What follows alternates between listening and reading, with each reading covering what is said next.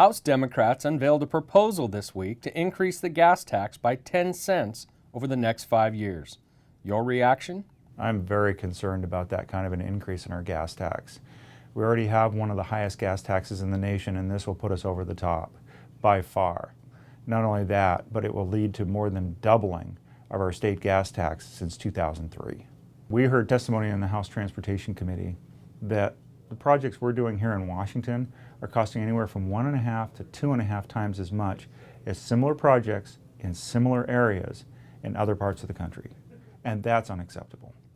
So, what kinds of reforms are needed to our transportation system? We need to address environmental costs associated with our projects.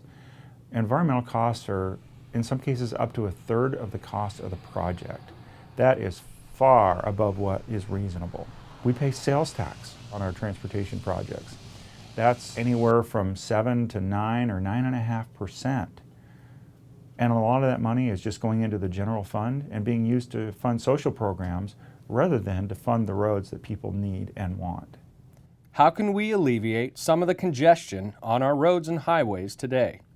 One of the best ways to do it is to bring a little bit better balance in utilization of our roads throughout the state.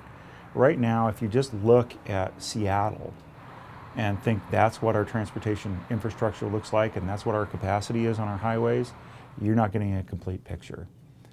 Are they congested there? Yes. But look at rural Washington. Look at all of the unused capacity we have on our roads in rural Washington. If we would just bring jobs back to rural Washington, people would no longer have to commute into the urban areas. We would better utilize the roads we have in the rural areas, and we would take pressure off the roads in our urban areas. And that approach doesn't cost taxpayers any more money. Ultimately, what we need to do is we need to make our tax dollars go further before we go further into the taxpayers' pockets.